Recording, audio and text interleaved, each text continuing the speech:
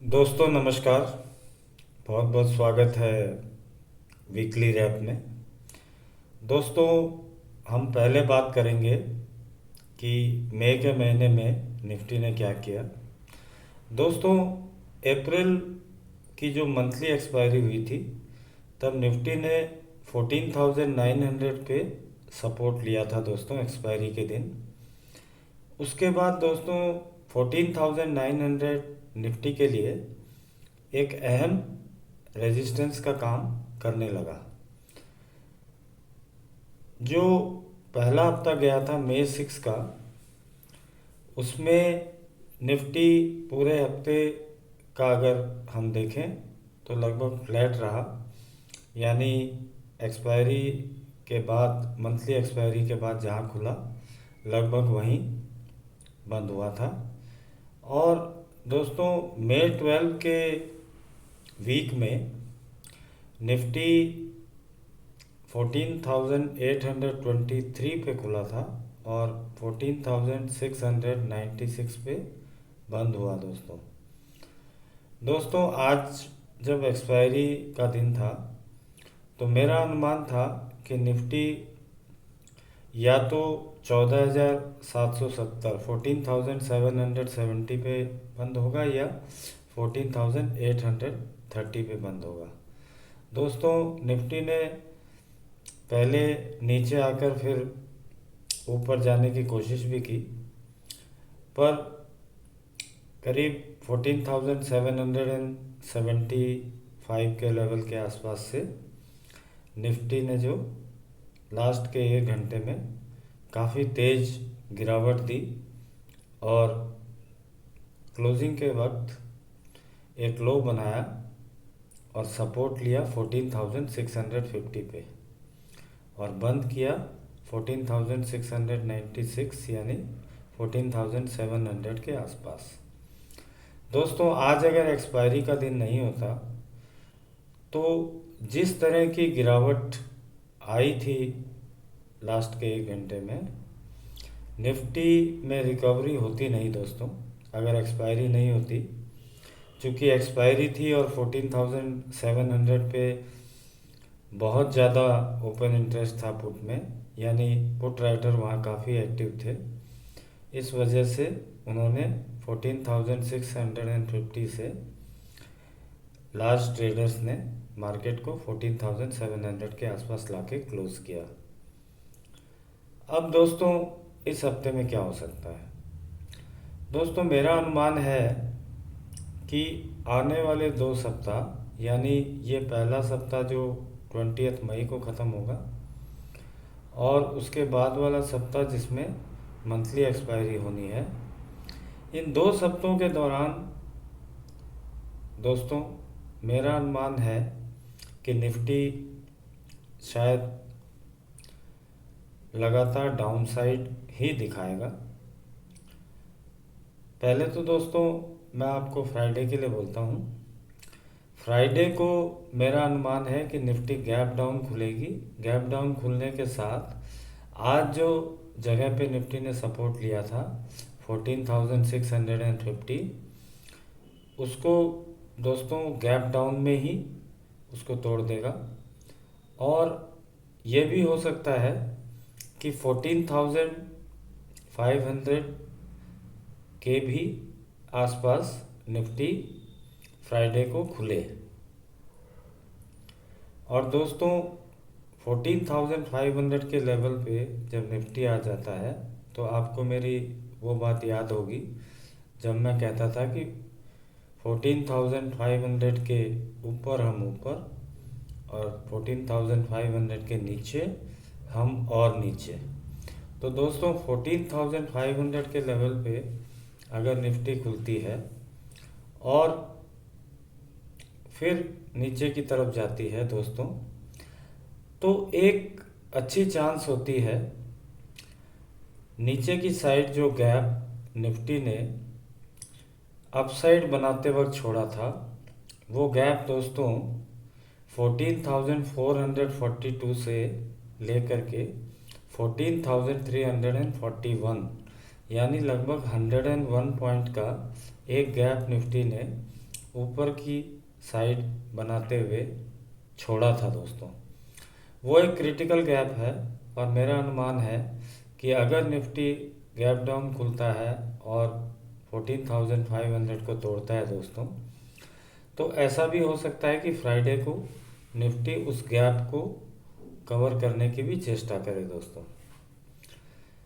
आने वाले सप्ताह में मेरा अनुमान है कि निफ्टी की जो रेंज है वो थोड़ी बड़ी हो सकती है।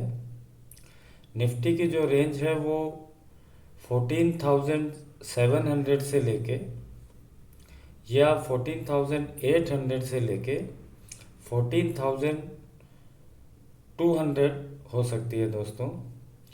और इसमें मुझे ज़्यादा अपसाइड की गुंजाइश इस हफ्ते के लिए नहीं लग रही। रेंज दोस्तों 14,200 से लेके 14,800 की रेंज हो सकती है, पर हम उस रेंज के निचले हिस्से की तरफ फ्राइडे को खुलेंगे और वहाँ से और नीचे जाने की संभावना भी दोस्तों रहेगी। आने वाले 2 हफ्तों में मेरा अनुमान कहता है कि निफ्टी शायद जो ऑल टाइम हाई निफ्टी ने बनाया था 15,400 का, वहाँ से लगभग 10% डाउन तक जा सकती है, यानी 13,900 के लेवल्स भी हम आने वाले 2 हफ्ता में देख सकते हैं दोस्तों। उसमें से कितना रिट्रेसमेंट इस वीक में होगा ये बोलना मुश्किल है, पर अगर 14,500 का लेवल टूटता है फ्राइडे को क्लोजिंग बेसिस पे, तो दोस्तों मंडे के रोज़ फिर से एक गैप डाउन होके शायद निफ्टी वो 101 पॉइंट का जो गैप था उस गैप को भरने की चेष्टा करेगा। तो दोस्तों ये आपको ध्यान रखना चाहिए कि निफ्टी जब गैप फिलअप करने आएगा तो हम नीचे की तरफ लगभग आज के लेवल से 400 पॉइंट का मूव हम बना चुके होंगे दोस्तों बाय मंडे। तो इस वीक में मुझे लगता है कि ये जो 900 पॉइंट का लगभग जो मूव अभी भी निफ्टी में डाउन साइड का मुझे दिख रहा है, जिस लेवल पे आज हम बंद हुए हैं उस लेवल से लगभग 900 पॉइंट का मुझे डिक्लाइन दिखाई देता है 2 सप्ताह में दोस्तों। और मुझे ऐसा लगता है कि उसमें से ज़्यादातर जो डाउन साइड है वो हम इसी हफ्ते में कंप्लीट करेंगे। ऐसा हो सकता है कि इस हफ्ते में जो हमारी रेंज का निचला हिस्सा है यानी 14,200, हम उस लेवल को भी टच कर सकते हैं दोस्तों। इसलिए पुट साइड में कोई भी सेलिंग की पोजीशन दोस्तों आप बहुत सोच समझ कर बनाएं। फ्राइडे को गैप डाउन ओपन होके अगर पहले 1 घंटे में यानी 10:15 बजे के आसपास निफ्टी अगर 14,400 के आसपास ट्रेंड करे तो वहाँ से हम स्ट्रेंगल की पोजीशन बनाएं तो वो अगले हफ्ते के लिए एक सेफ स्ट्रेंगल हो सकता है दोस्तों। और अदरवाइज़ मैं कहूँगा कि ऐसे मार्केट में हमको 350 OTM की कॉल को सेल करना चाहिए और मार्केट में अगर तेज़ गिरावट हो तो हमको कॉल साइड से अपनी पोजीशन को थोड़ा थोड़ा करके नीचे की तरफ लाते हुए पूरे हफ्ते प्रीमियम हमको कॉल का प्रीमियम ही डीके होने की ज़्यादा संभावना मुझे लग रही है। तो दोस्तों अगर आप स्ट्रेटजी 1 यूज़ करते हैं जहाँ कि आप 350 OTM की कॉल को सेल करते हैं और फिर उस सेलिंग से जैसे जैसे नीचे की तरफ गिरावट हो तो आप अपनी पोजीशन को नीचे की कॉल की स्ट्राइक प्राइसेस पे धीरे धीरे मूव कर सकते हैं ताकि आप पूरे हफ्ते कॉल साइड पे ही आप प्रीमियम अच्छा कमा सकें। ये स्ट्रैटेजी दोस्तों अगले हफ्ते के लिए ज़्यादा अच्छी रहेगी, क्योंकि डाउन साइड को लेके मैं थोड़ा डाउटफुल हूँ। और डाउन साइड में स्ट्रैंगल में जब आप पोजीशन बनाएंगे तो आपका स्टॉप लॉस भी हिट हो सकता है, अगर कोई बड़ी मूव इसी हफ्ते में कंप्लीट होती है तो दोस्तों इस हिसाब से आप अपनी पोजीशन जो है वो कॉल साइड को सेल करके बनाएंगे तो मेरे ख्याल से आपको सेफ्टी ज़्यादा रहेगी। पुट साइड को और कॉल साइड दोनों को सेल करके स्ट्रैंगल अगर बनाना है तो फ्राइडे को 10:15 बजे तक का प्राइस एक्शन देखिएगा दोस्तों। उसके बाद आप स्ट्रैंगल की पोजीशन में जाएंगे। पहले आपको कॉल साइड का आपको सेलिंग करना है और उसके बाद आपको 15 मिनट देख के पुट साइड का सेलिंग आपको करना है फ्राइडे को। वैसे अगर आप स्ट्रैंगल की स्ट्रेटजी में नहीं जाना चाहते हैं, हालांकि विक्स अभी 20 के आसपास है, जो सजेस्ट करता है कि मार्केट में अगर गैप डाउन होता है और पहले 1 घंटे में मार्केट और 50-100 पॉइंट नीचे जाता है तो हम एक बढ़िया स्ट्रैंगल उस वक्त बना सकते हैं दोस्तों। उस वक्त विक्स भी हाई होगा तो हमें स्ट्रैंगल की दोनों साइड पे प्रीमियम भी अच्छा मिलेगा दोस्तों।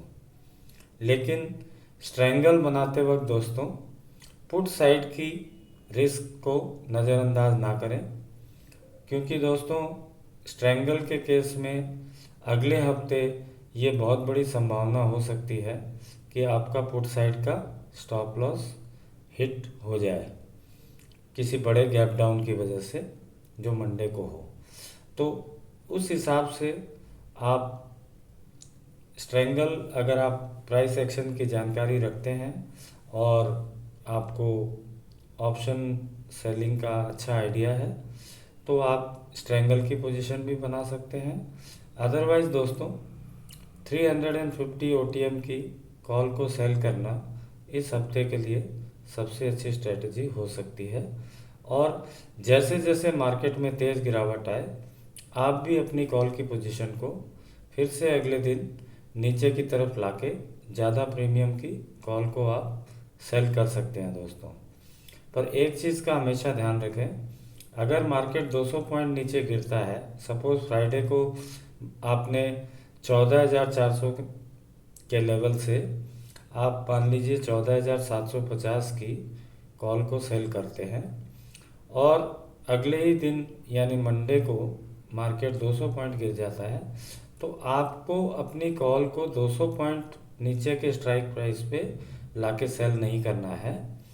आपको 14,750 से 100 पॉइंट नीचे यानी 14,650 की कॉल को आपको सेल करना है दोस्तों, शिफ्ट कर जाना है। मतलब आप 14,750 की कॉल आपने सेल की फ्राइडे को और मंडे को अगर 200 पॉइंट गैप डाउन मार्केट हो जाता है तो आपको 14,650 की कॉल सेल करने के लिए 100 पॉइंट नीचे शिफ्ट हो जाना है दोस्तों। और दोस्तों कुछ मेरे दोस्त ये क्वेरी कर रहे हैं कि जो स्ट्रेटजी आपने बताई पोजिशनल ट्रेड के लिए, तो अगर हम स्टॉप लॉस ओवरनाइट नहीं रख पाते हैं तो उस केस में हमें क्या करना चाहिए। तो दोस्तों आपको पोजिशनल ट्रेड अगर आप लेते हैं तो आपका स्टॉप लॉस, अगर आपका ब्रोकर ऐसी फैसिलिटी नहीं देता है कि आप स्टॉप लॉस को ओवरनाइट रख सकें, जीरोधा में दोस्तों ऐसी फैसिलिटी है।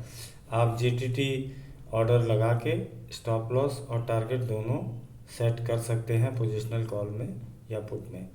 और बाकी ब्रोकर में अगर ये सुविधा नहीं है दोस्तों तो आप दिन के अंत में जब आपका स्टॉप लॉस एक्सपायर हो जाए तो अगले दिन यानी मंडे की सुबह 10:15 साढ़े 10 बजे को आप जो करंट प्रीमियम आपका रहता है उसके ऊपर जैसी आपकी स्ट्रेटेजी हो उस हिसाब से वापस स्टॉप लॉस आप दिन भर के लिए लगा सकते हैं।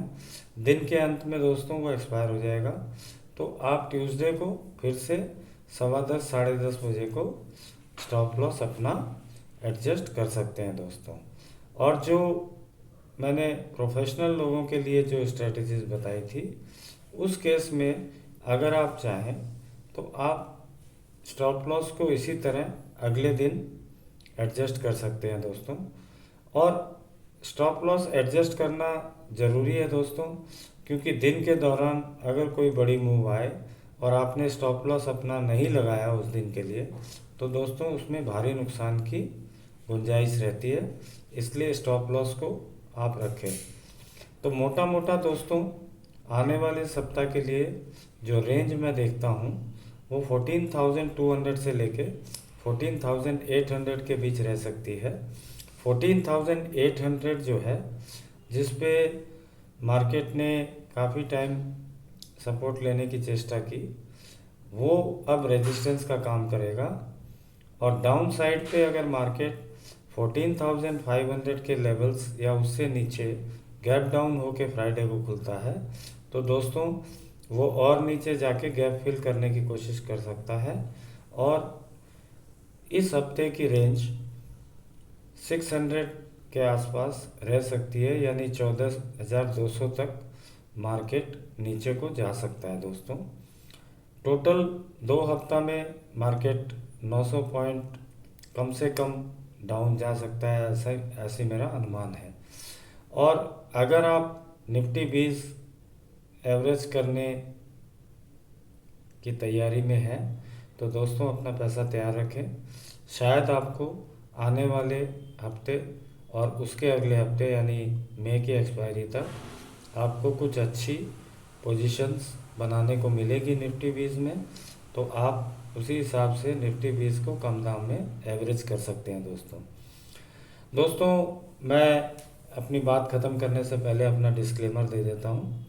दोस्तों जो भी बात अपन ने की ये कोई कॉल पुट सेल करने की कोई एडवाइस नहीं है, ये सिर्फ दोस्तों आपके लिए एजुकेशनल पर्पज़ के लिए मैंने ये वीडियो बनाया है।